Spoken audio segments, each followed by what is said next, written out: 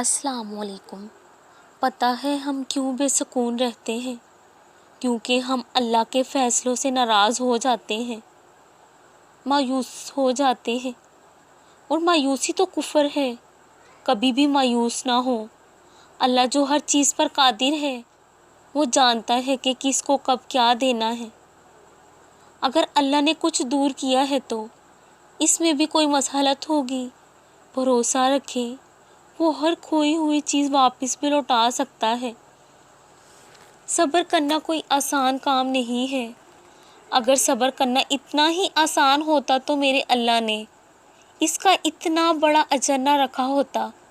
وہ تو بس تیری اسی لیے ہوتی ہے کہ اللہ چاہتا ہے میرا بندہ مجھ سے مانگے۔ ویران کمرہ اور پھر اس کا وہ ویران سا دل جس کو اللہ کی یاد نے سنبھالے ہوا تھا۔ بس دعا کے لیے ہاتھ اٹھانے کی دیر تھی کہ آنکھوں سے آنسو رخسار اور پھر گردن تک بہنے لگے۔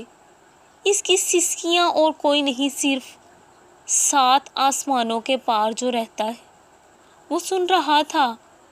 اللہ جی، آپ کے بندے بڑے بے رحم ہیں۔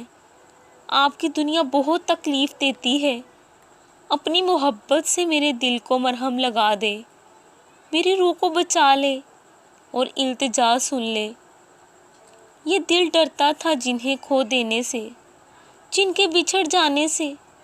اب وہی دل چاہتا ہے کہ دوبارہ کبھی سامنا نہ ہو ان سے جنہیں آپ نے دور کیا ہے۔ وہ دور ہی رہے جو میرے اور آپ کے درمیان دوری کا سبب ہے۔ بس وہ دور رہے مجھ سے